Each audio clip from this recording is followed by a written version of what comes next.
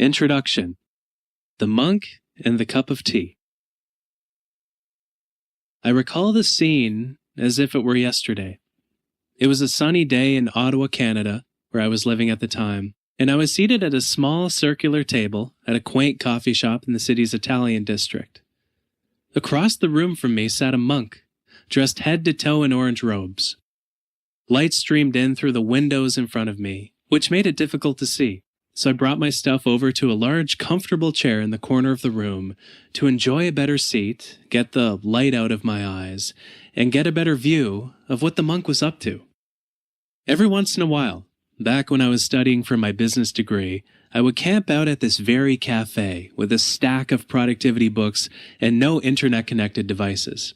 In 4 or 5 hours, flipping through as many of the books as I could, I would obsess over all of the ways I could get more done in less time. This was one such afternoon. With a highlighter in hand, a few books in front of me, and a pen at the ready, I jotted down all of the ways I could live a more productive life, soaking in as much information as I could before heading home and going through my nighttime routines. From when I was a young teenager, I've been obsessed with becoming as productive as possible, and for better or for worse, afternoons like this were one part of that obsession. To the outside observer, there could be no greater contrast between what the monk and I had come to the cafe to do. While I sat hunkered down in front of a book and a notepad, our friend the monk sat across the room, meditatively sipping on his cup of tea. For over an hour, he did absolutely nothing but sip on that tea. I read a book, flipping through page by page until after some time I had finished a chapter. I looked up, and he had hardly made a dent in how much he drank. After some time, I finished highlighting and making notes on another chapter. His water level fell a bit more, though his progress was nothing to write home about. Some more time passed, and I had made some notes about what I was reading. He drank a bit more, but, again, not a ton. He went to the counter to fetch more hot water. Then, once more, over the next hour or so, he sipped this new cup of tea as slowly as he had the first. I remember thinking to myself, what a complete and utter waste of time. Sure, he might have savored every sip, but he also could have accomplished so much more in that same amount of time. If only he had something better to work on. If he was reading a book about something, anything, he could have been turning himself into a better person. If he was with a friend, he could have been deepening a relationship with someone. If he had been counseling someone in the community, he could have been making somebody's life better. I had something to show for my time at the cafe. All the monk had was a belly full of tea. If I were to go back in time to speak with this younger version of myself at the cafe, it would probably floor him to learn that today I consider myself to be more similar to the monk than to that young, overeager business student devouring productivity books. Back then, I judgmentally considered the monk's activities to be a waste of time. Today, if I'm honest, I think the exact opposite. I'd even make the argument that this monk accomplished a remarkable amount during his quiet couple hours at the cafe, even though it doesn't look like it from the outside.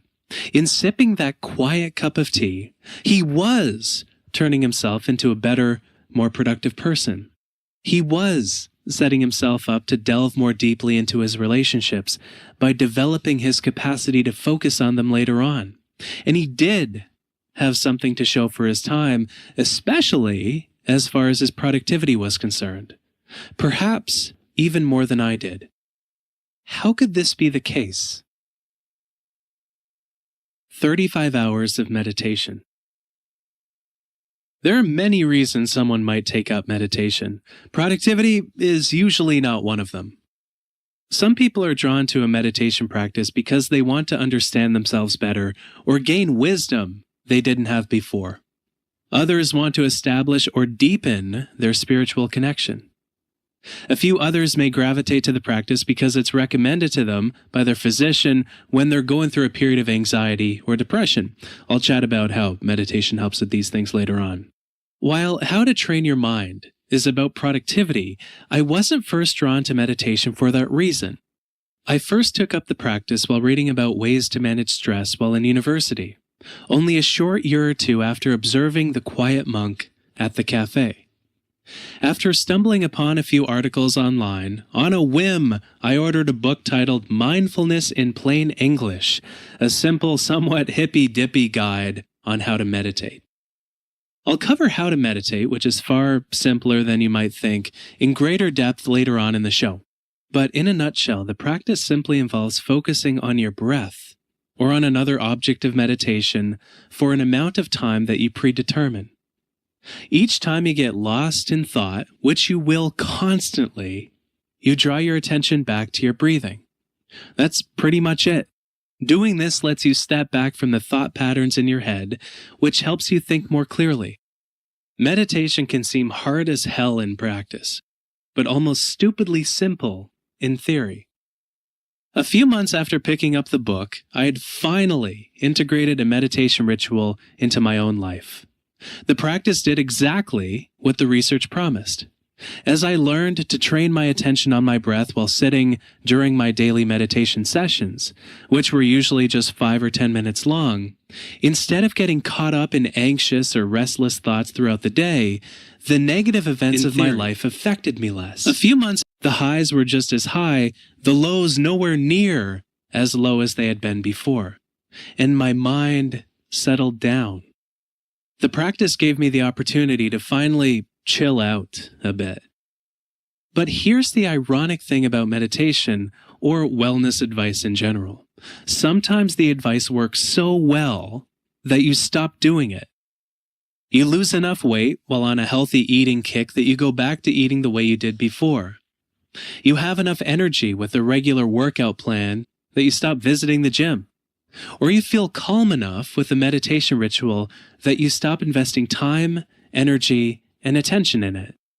A few years into my own ritual, just a couple years after observing the quiet monk in the cafe, I fell into this progress trap.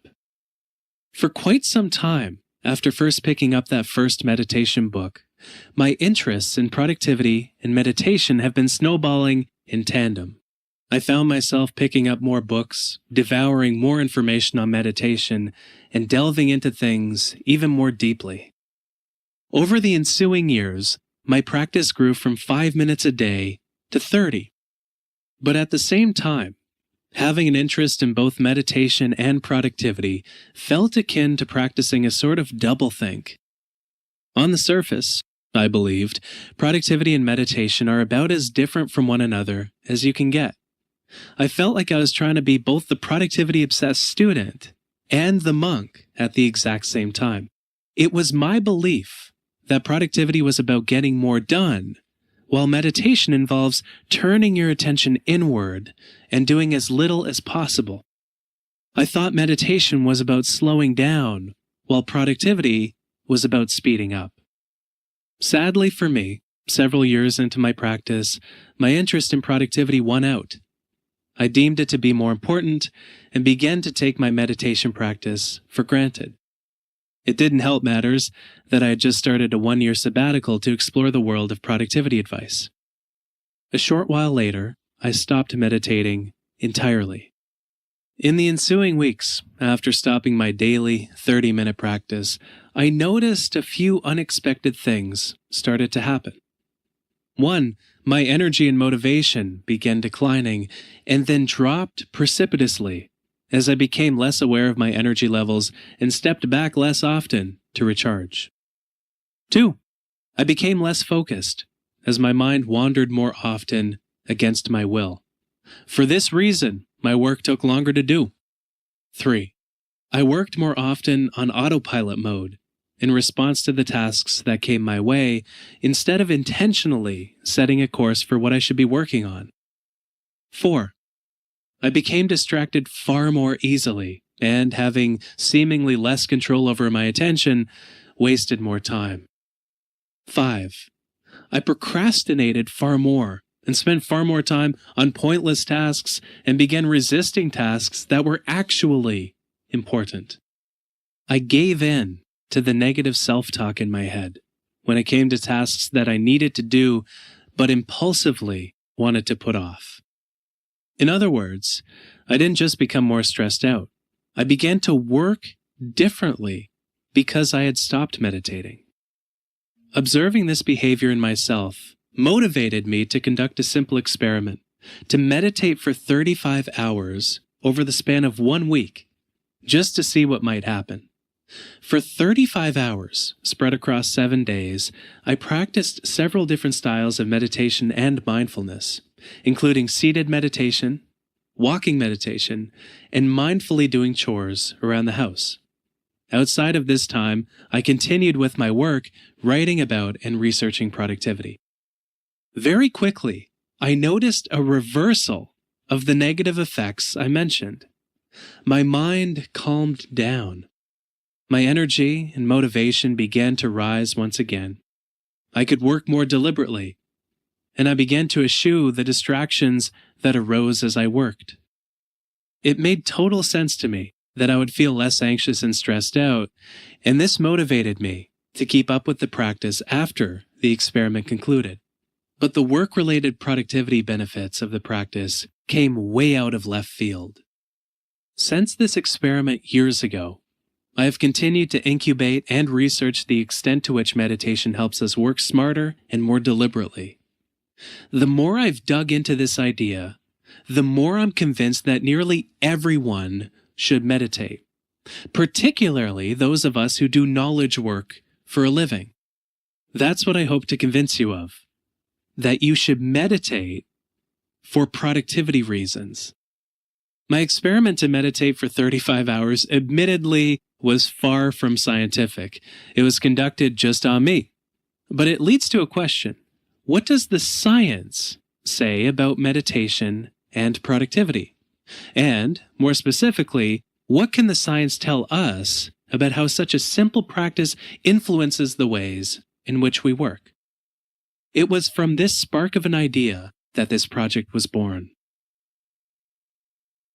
About this retreat. You may notice, while listening to this Audible original, that instead of referring to it as an original or an audiobook, that I call it a retreat. That's because I've designed it from the ground up to be a short, self-contained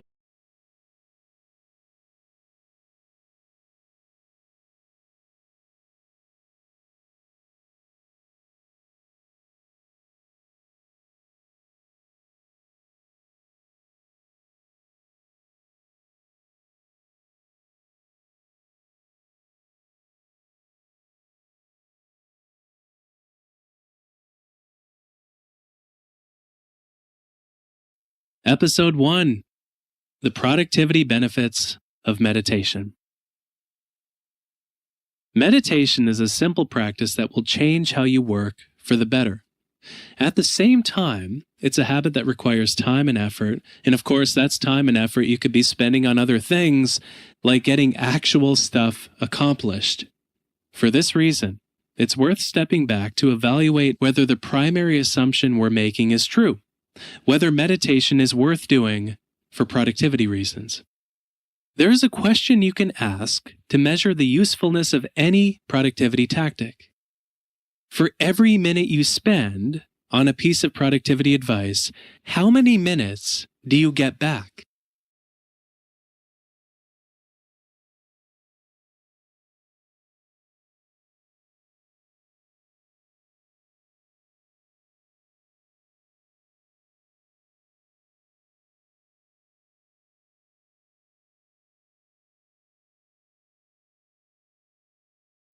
The best productivity advice is time negative. In other words, it more than pays for itself.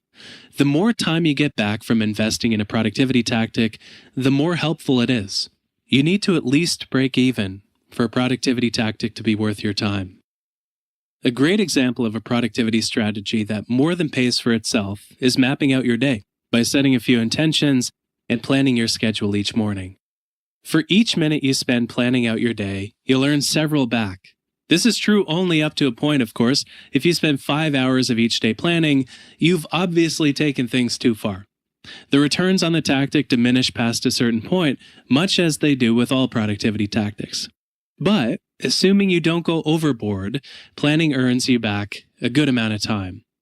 You spend less time on busy work. You identify which tasks and projects are worth working on, and you work with a greater clarity and confidence because you know you're spending your time on important tasks. Becoming intentional about how you spend your days takes more effort than working on autopilot mode. That's why not everyone does it. But in general, those who set intentions for the day accomplish more than those who do not. A piece of productivity advice that falls on the other side of the spectrum: reading about other people's daily rituals. While entertaining, as far as your productivity is concerned, you probably won't ever get this time back. Reading about how Oprah or Richard Branson spend their mornings likely won't give you the practical, tactical advice you need to work or live more intelligently and deliberately. Everyone's work and life are structured differently, and not everyone has a team to help them get stuff done or the freedom that comes from having billions of dollars in the bank. I've spent the last 10 years filtering through most of the productivity advice out there in order to separate what works from what doesn't. I can confidently tell you that much of the advice out there falls into this latter category, which I call productivity porn. Productivity porn is fun to read about or listen to, but you can say goodbye to most of the time you spend on it. On top of reading about other people's routines, life hacks fall squarely into this category, as does a lot of advice on how to organize your day. Organizational advice is fine, but it's also possible to over-organize your life and create more work for yourself in the process. The reward for practicing productivity advice shouldn't be that you have more work to do. It should be that you accomplish everything you have to do in less time so you can create more time for what's meaningful to you. As a side note, this is why it's critical to have a reason for wanting to become more productive before you invest in any productivity strategy. To paraphrase Hemin Sunim in his book The Things You Can See Only When You Slow Down, it's often a cruel irony that the reward for working hard is often more work. It's helpful to be aware of how you work differently as you try out different productivity strategies.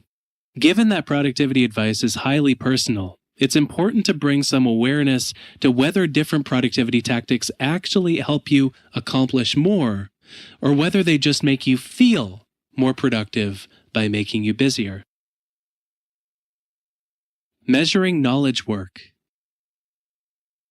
In theory, measuring productivity advice is simple. You just have to look at how much time you earn back. But in practice, because so many of us do knowledge work for a living, it's downright difficult to measure how our productivity changes as we deploy different tactics. Chances are you do knowledge work for a living. Knowledge work is mentally taxing work that you perform with your mind, rather than simple repetitive work you do with your hands. If you do knowledge work, you essentially think for a living.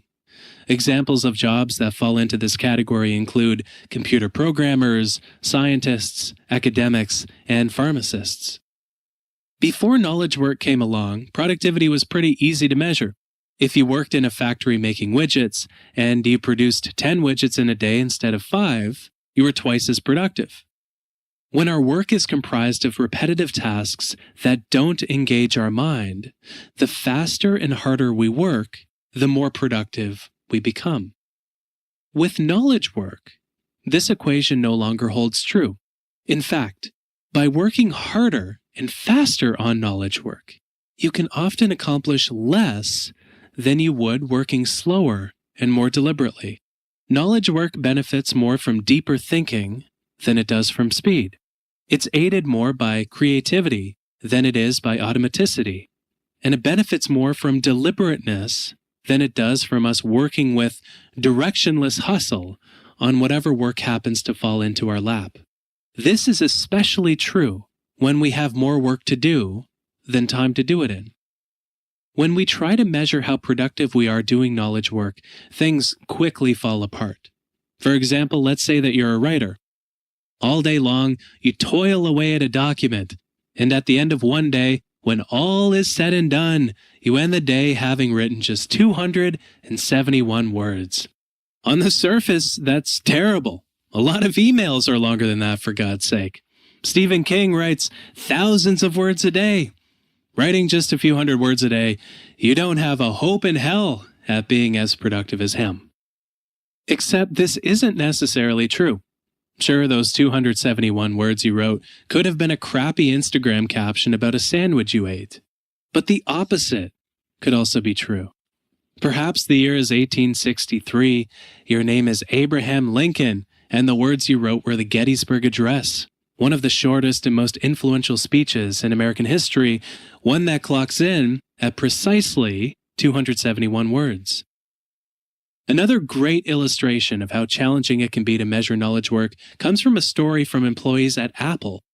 Back in 1982, a bunch of middle managers at the company thought it would be a good idea for programmers to submit how many lines of code they wrote at the end of each week, so management could keep tabs on how much work their programmers performed.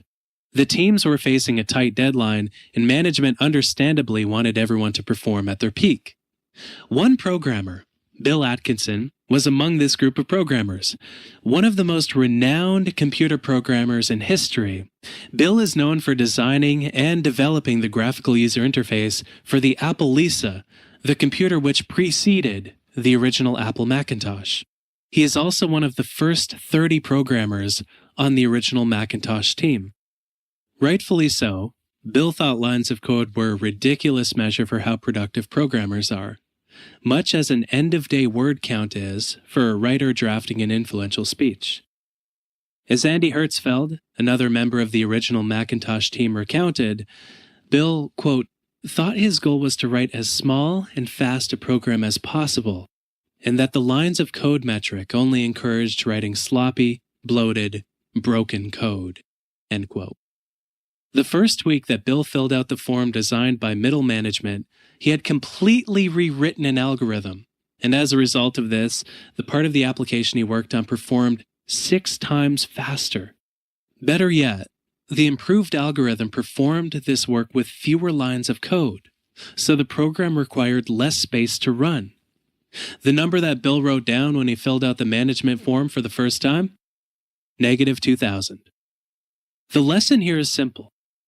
Yes, knowledge work is notoriously difficult to measure, but more importantly, in thinking about our productivity, we should look beyond just how much we produce every week.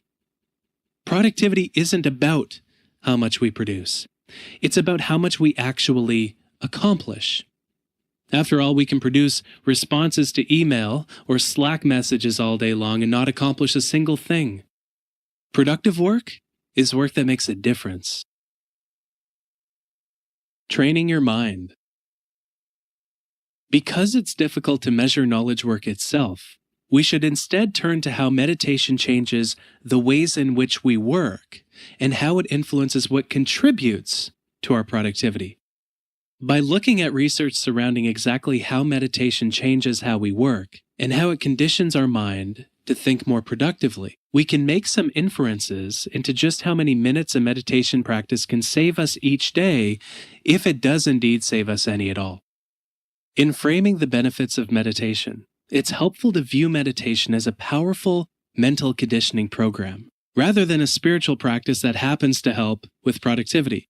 This is not to discount the spiritual benefits of a meditation or mindfulness practice, but for our purposes here, viewing mindfulness and meditation as a form of mental conditioning is a more helpful frame for the ideas I'll cover in this retreat.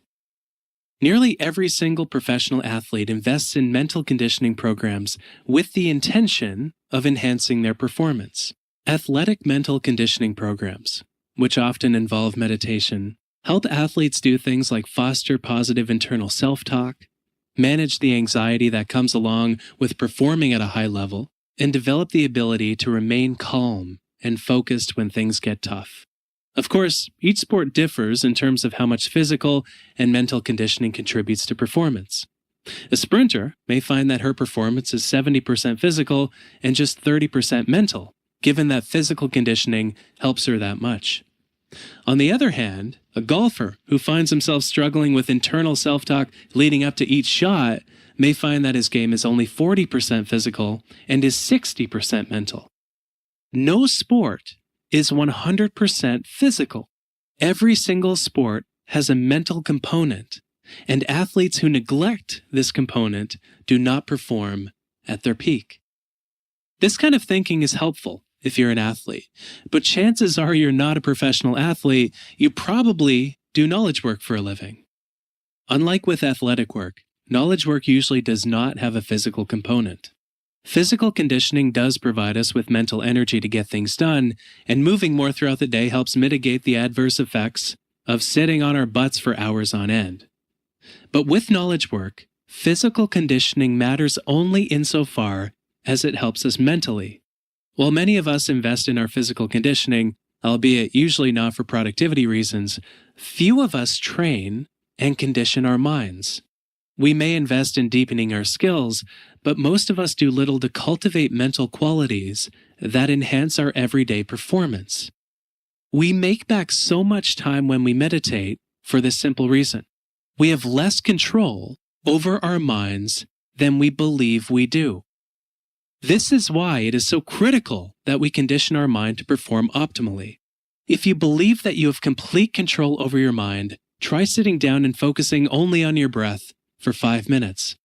Or reflect on how many times your focus wandered against your will during the short guided meditation that followed the last episode, or even just how many times it has wandered as you've listened to this book. Let's take a stab at figuring out how many minutes we earn back with each minute of meditation by looking at the precise ways meditation helps us condition our mind. Measuring meditation. If you're just getting started, a daily 20-minute meditation practice may sound like a lot of time, and it is, even if you've been meditating for a while. That's a whole episode of a TV show, the length of a short energizing workout at the gym, or an amount of time you could be using to mentor an employee on your team, or have a meaningful phone call with a loved one. Though much has been written about the benefits of practicing meditation, unfortunately, it's worth taking many articles and even many research studies about meditation with a grain of salt. I'm a big fan of research. In my eyes, most productivity advice that isn't rooted in science is a waste of your time. Sadly, though, most scientific studies on meditation leave quite a bit to be desired. Many studies don't use control groups, which means the effects of meditation cannot be isolated.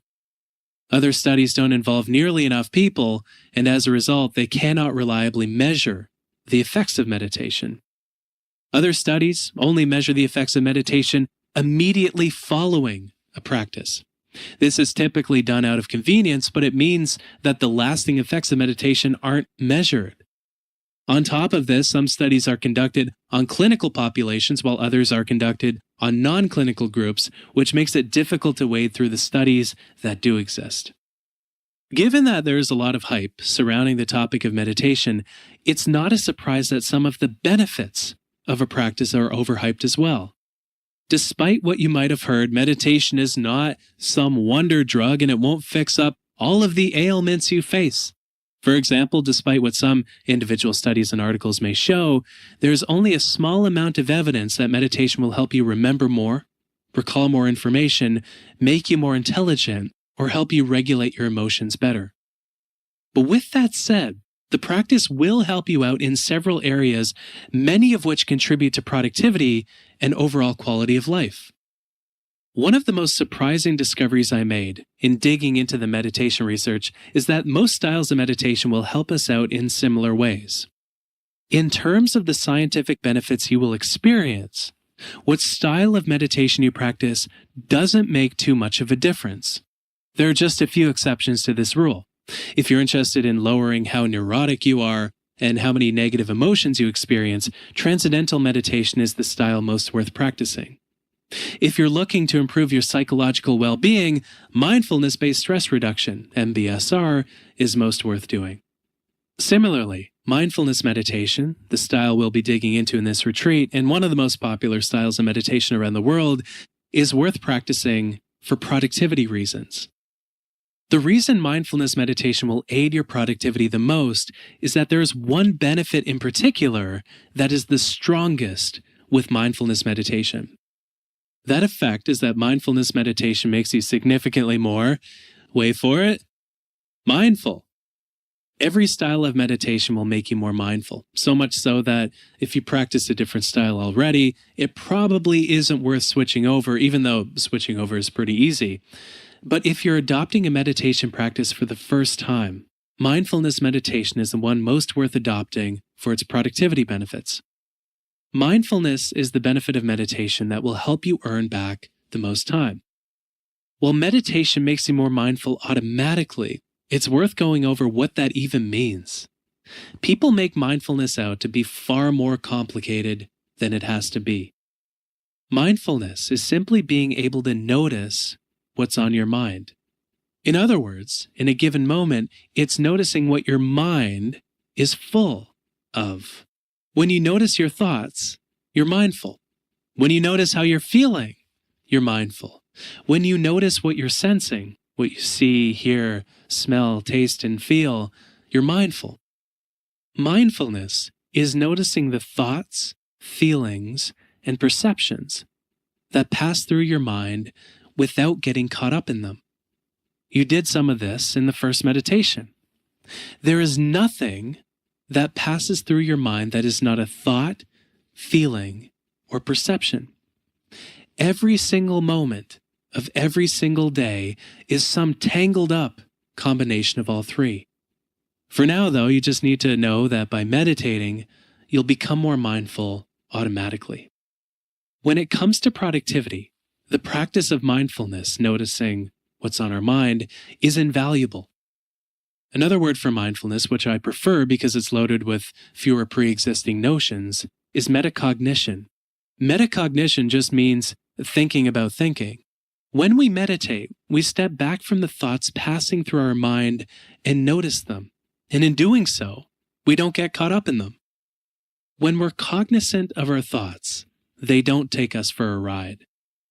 As you learn to step back from the thoughts passing through your mind during meditation, you condition your mind to do this the rest of the day too.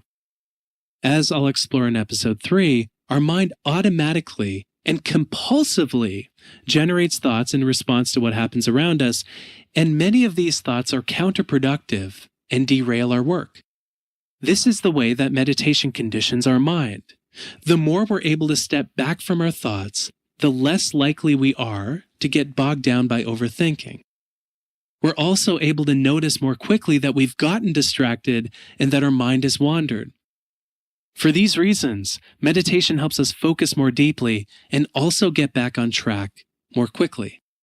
It's possible to actually quantify how much time you'll gain back as you become more mindful through meditation. The latest research shows that throughout the day, we focus on what's in front of us just 53% of the time. The rest of the time, our mind is wandering, usually without our awareness or permission. The more metacognizant you are of what you're thinking, the more quickly you're able to realign your attention to focus on what's in front of you. Given that calculating the time return of meditation is tricky, I'll be conservative in my estimates. This way, we won't overestimate how much time you'll get back from the practice. Let's say that your daily 20-minute meditation practice makes you just 30% more mindful, and as a result, you're able to focus that much more. You notice more quickly when you've gotten distracted or your mind wanders. You develop an ability to focus on work for longer periods of time by training your mind to focus on your breath. When you do get distracted or fall into working on unimportant tasks, you notice more quickly you've veered off course. And you'll enter into a state of hyperfocus more often where you become completely absorbed in what you're doing. If you become just 30% more mindful and focused because of your daily 20-minute practice, you'll focus on what's in front of you for about 69% of the day instead of 53%, the average. This increase may not sound like a lot, but it is nice. If your workday is 8 hours long, your daily meditation ritual will save you over 76 minutes each day because you'll be focused for that much more of the day. Already, in our calculation, for each minute of 20 that you spend meditating, you earn back almost 4. All right, so you're beginning to notice more of your thoughts instead of becoming immersed in them. You're focused for longer and your mind wanders for shorter periods of time. And you get back on track more quickly after getting distracted because you quickly notice what your mind is up to. But this is not the only benefit you'll experience. One of the other most fruitful benefits of meditation is that focusing on more complex projects will come easier because your mind will also be able to process more in each moment. Research suggests that a regular meditation practice increases your brain's working memory capacity. This is how much you're able to process and store in your mind at one time by more than 30%. A larger mental scratch pad helps immensely with projects that benefit from our full, hyper-focused attention. After all, we're able to hold and connect more information in our mind at one time. We're also able to switch between tasks more seamlessly. Let's say, again, conservatively, that being able to hold and process 30% more in your head saves you another 45 minutes a day.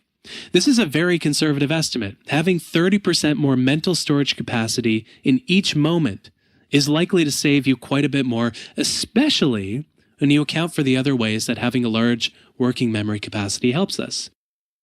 The larger our working memory, the longer we've been shown to focus on one thing for. The more we think about the future when our mind does wander, so we plan more often as a result, and the fewer cringeworthy memories our mind brings up from the distant past as we're trying to focus.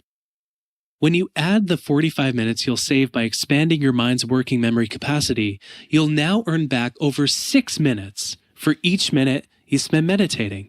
And we're not done yet. A third primary benefit of meditation is that it makes our mind less stimulated. The reason that we so often fall victim to distraction is that distraction stimulates our brain's desire for novelty. This is even true on a chemical level. Our mind actually rewards us for paying attention to distractions that derail our focus and productivity. Each time we direct our attention at something new and novel, our mind rewards us with a hit of dopamine, a reward chemical found in our brain. Each time we look at the myriad novel pictures those we follow have uploaded to Instagram, we get a hit of dopamine. We continue to get hits of dopamine each time we check our email, refresh Facebook, and open Twitter. When we meditate, we make our mind a bit less stimulated. The time that we spend focusing on our breath is time that we spend settling our mind. Because in that time, we don't tend to any novel distractions that feed our brain's novelty bias. This trains our mind to seek out fewer distractions in the future because we get accustomed to getting by with less dopamine coursing through our brain. In the modern world, we need to take advantage of any opportunity we can to settle our mind. Meditation is one such opportunity. A mind that is less stimulated does not crave distraction nearly as much. Studies show that each time we tend to a distraction that derails our focus completely, we lose 25 minutes of productivity. On average, this is how much time it takes us to get back on track and resume working on the original task we got distracted from.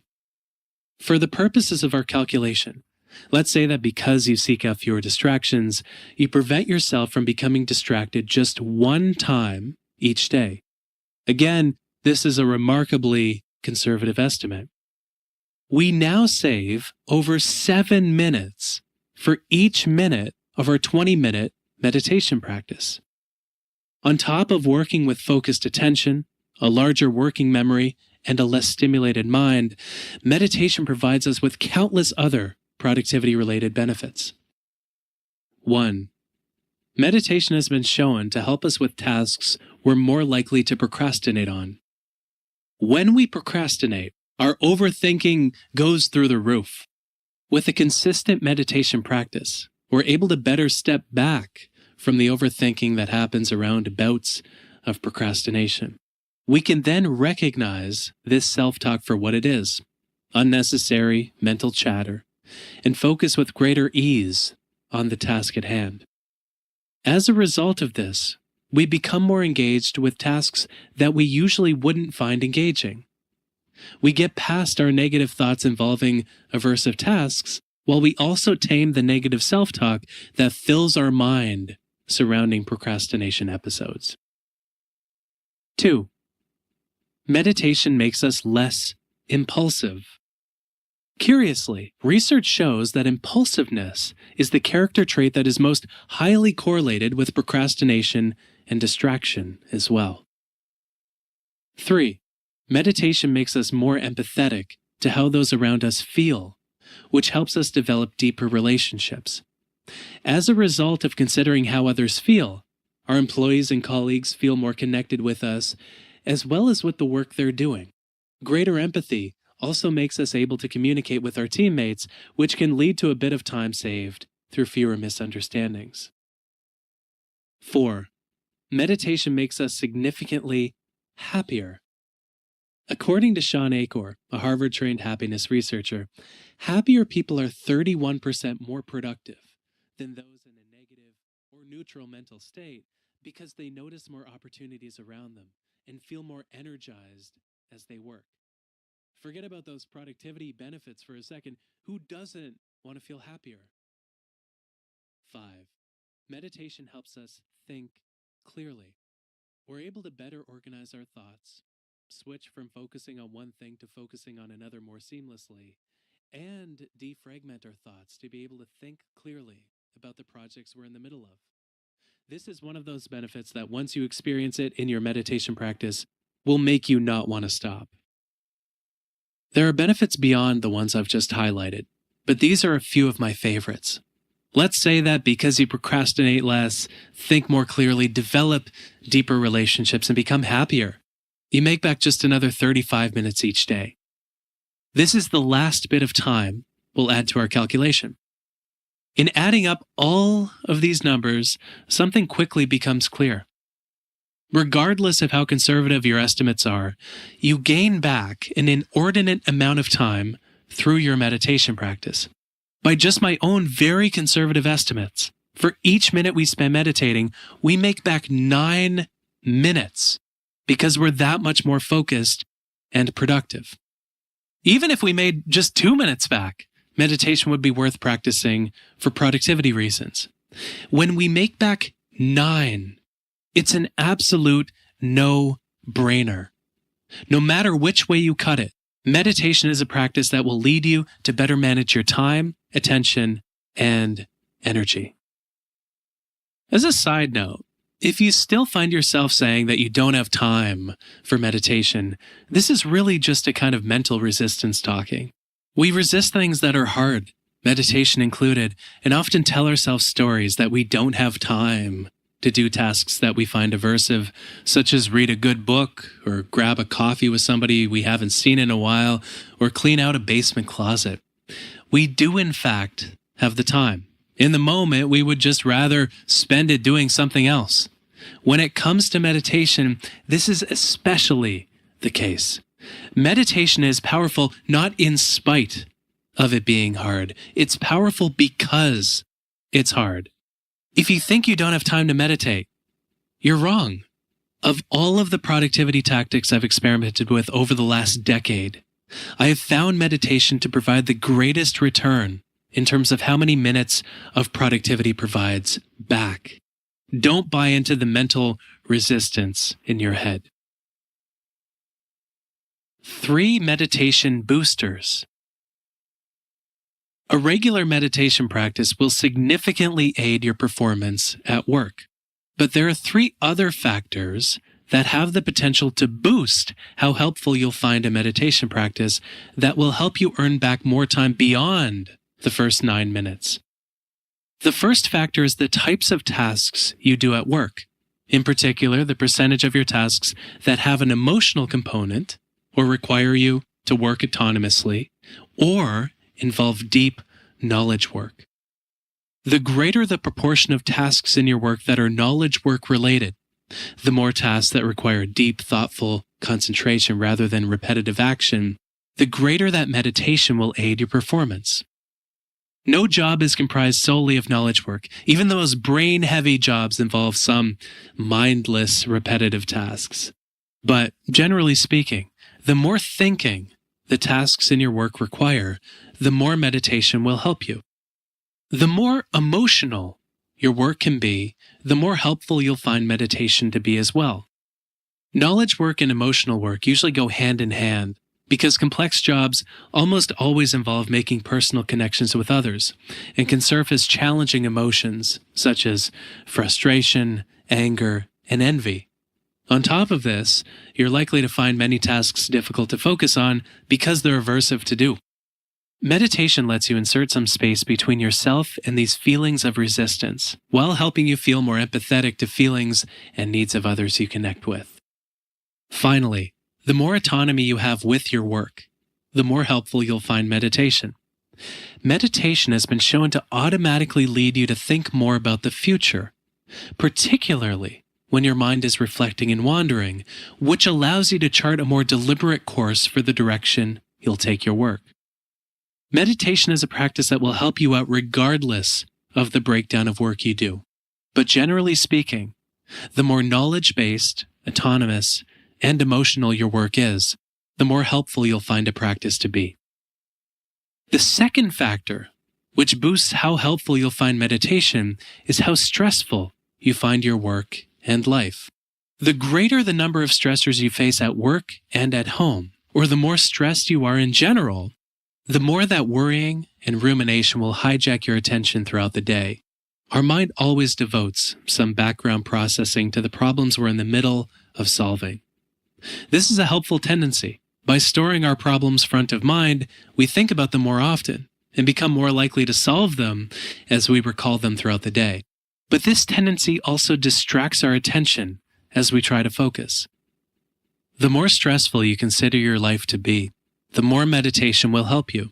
This finding was recently validated by no organization other than the American Medical Association, which found the stress relief benefits of meditation to be so powerful that, quote, clinicians should be prepared to talk with their patients about the role that a meditation program could have in addressing psychological stress, end quote.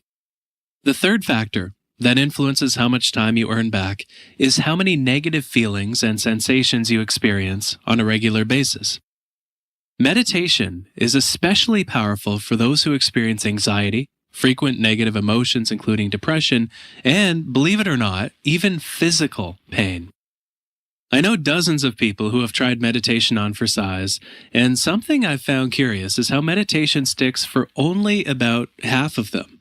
If I were to divvy up the people I know who have tried meditation, half of them swear by their practice and meditate regularly, while the other half have tried it out and found that it didn't stick. There are many reasons why this may be the case, including that the ways meditation helps us are numerous and subtle, and so they are hard to notice at first, or that some people are simply more open-minded to the benefits of a practice. But in continuing to research the topic over the past several years, I've come to believe that there may be another factor at play. In clinical settings, meditation has been shown to serve as a helpful remedy for three specific things: anxiety, depression and negative emotions, and physical pain. Because meditation is more helpful for those facing these three challenges, it may be more likely to stick for this group of people, and as a result, they're more likely to swear by the practice. The same will hold true for you. If you experience anxiety, negative emotions, and physical pain on a regular basis, you'll find a meditation practice even more helpful, productivity-related benefits aside. Meditation helps us cope with anxiety, depression, and physical pain, largely because the practice allows us to step back from our thoughts. By training our mind to focus solely on our breath, we train our mind to not get caught up in thinking. Thinking is powerful and helps us get things done, but when we think too much, experience recursive and repetitive thought patterns, or are simply predisposed to experience a greater proportion of negative thoughts, stepping back from unnecessary thought can help us significantly. This is true even in the case of physical pain, which on the surface involves little thinking at all. While pain is unpleasant, the thoughts that pass through our head about physical pain are often just as unpleasant as the pain itself. If you don't believe that it's possible to think differently about physical pain or see pain in a new light, consider how many people get pleasure from physical pain. They consider pain in an alternative context. It's possible to step back from your thinking about physical pain. If you do experience pain on a regular basis, I'm confident that a meditation habit will serve as even more helpful for you. The tactics in this retreat won't turn you into some sick animal who loves experiencing pain in the name of productivity, but they may help you relate to pain differently and experience a bit less of it. The benefits related to meditation and depression are also fascinating.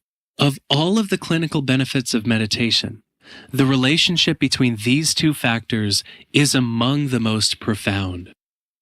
If you have a history of depression, meditation can help you step back from thoughts of inadequacy, guilt, and restlessness. I should preface this bit of advice, as with the rest of the advice in this retreat, by saying that no content in this audiobook should serve as a substitute for advice from a medical doctor or a trained medical professional. You should consult with a doctor before practicing meditation for medical reasons. With this disclaimer out of the way, though, the link between meditation and depression is remarkably strong.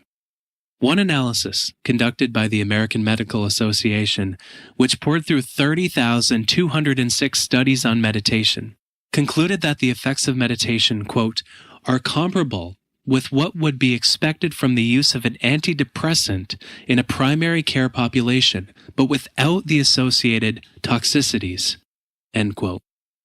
This is absolutely incredible. Like most antidepressants, a meditation practice is unlikely to completely reverse feelings of depression and other negative emotions. But the fact that it helps just as much as an antidepressant should give doctors and patients alike pause. It's worth reiterating once more that these findings were not released by some drugstore magazine. They were published by the American Medical Association, the largest association of physicians in the United States. Anxiety is the third area in which meditation can help. While I don't consider myself a highly anxious person, like anyone living in this modern age, especially right now, I frequently experience feelings of anxiousness. This is one of the reasons I first became curious about meditation, and productivity benefits aside, it's one of the reasons I keep up with my practice. If recent research is to be believed, I'm not alone in feeling anxious. One recent survey found that 60% of college students have experienced overwhelming anxiety in the past year. Another recent report found that 1 in 5 Americans has a clinical anxiety disorder. In recent years, rates of depression, suicide, and loneliness have skyrocketed. And sadly enough, this relationship is especially strong in wealthier countries. At the same time that we're becoming more anxious, the internet fills our mind with novel things to feel angry about, envious of, and worry about, especially as I'm recording this retreat when a pandemic is sweeping the globe and protests against racial injustices are occurring in so many parts of the world. Meditation helps us cope with feelings of anxiety for the same reason that it helps us with depression and physical pain. It gives us a chance to step back from our thoughts. Our thoughts are the lens through which we perceive the world. Physical pain, depression, and anxiety can hijack our thoughts away from the task at hand, while at the same time affecting how we think about and perceive our work, relationships, and life. If you experience pain, depression, or anxiety, you need to try out meditation. It's as simple as that. If the research is any indication, the effects on your life will be profound, perhaps even as strong as a prescribed drug in the case of depression. Depending on your unique situation, meditation has the potential to help you out in ways that transcend your work. If you're a super chill person and you can breeze through work and life with little thought while you live a simple, comfortable, happy life, you'll still experience the productivity benefits of meditation. But you may not get a boost from the factors I talked about in this section. But if the opposite is true, if the depth of your focus and thinking matters, if you occasionally experience anxiety or other negative emotions, or if you face stressors at work or home, you'll find that the practice helps you out quite a bit more. You may end up earning back far more than 9 minutes for each minute of meditation.